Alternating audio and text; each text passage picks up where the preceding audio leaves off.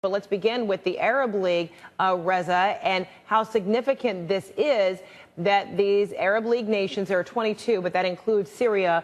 The majority of these nations are now saying there needs to be some UN intervention or some intervention from the international community.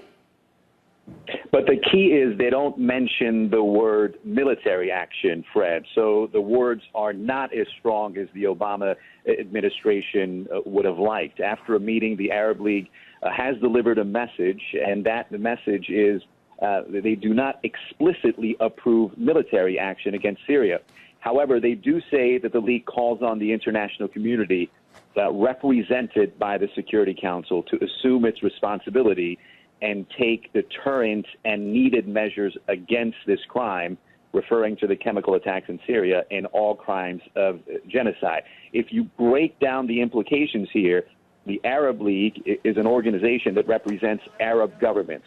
So if they would have come out and given direct support for military action by the U.S., it would have certainly bolstered the case President Obama will have to make to the U.S. Congress in the coming days that the U.S. should carry out some kind of limited attacks against Syria.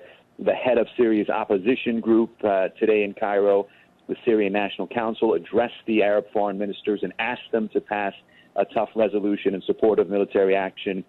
The Arab League has already condemned the use of chemical weapons. They've already put the blame squarely on the Assad regime.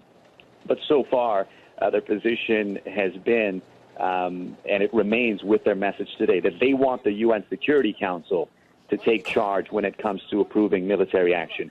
Obviously, that's not happening, so that explains why the Arab League did not give the green light for a military strike explicitly.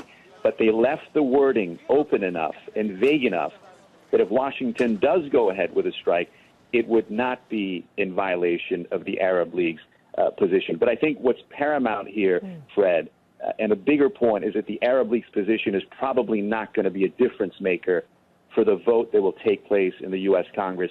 That's the vote that will decide if the U.S. attacks Syria or not, despite what the Arab League delivered with its message today.